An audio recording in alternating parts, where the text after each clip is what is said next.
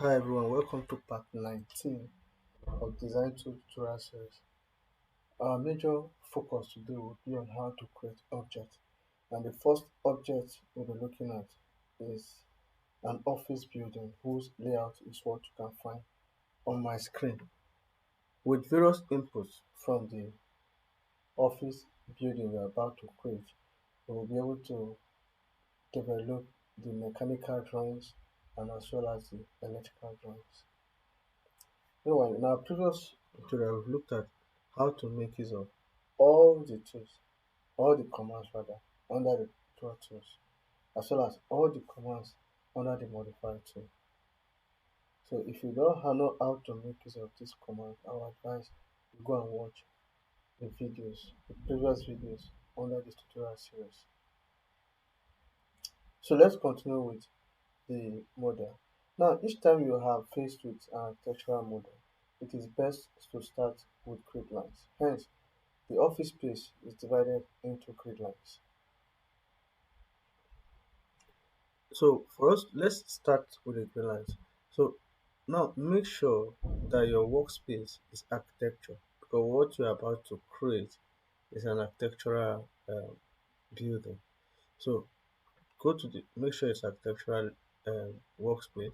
Under the build, you click on the grid here, enhance custom grid here, click on it. So this is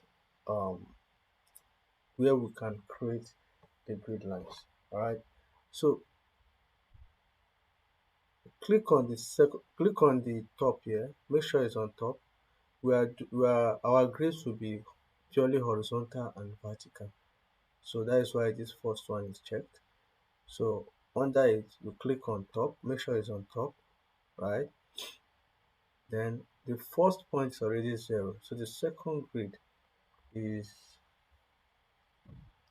say 3 meters, right? 3 meters. 3 meters is 3000. Then click on the next rule. Then type 1500 millimeter.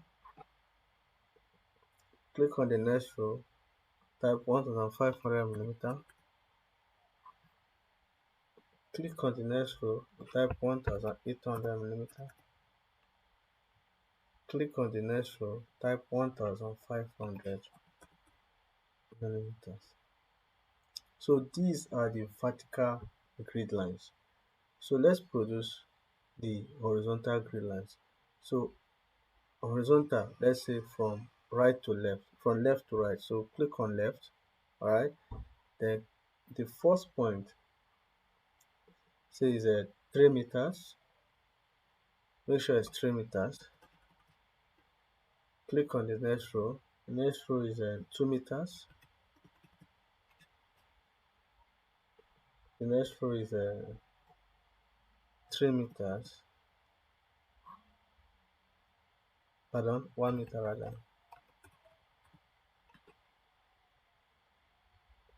Next row is 3 meters.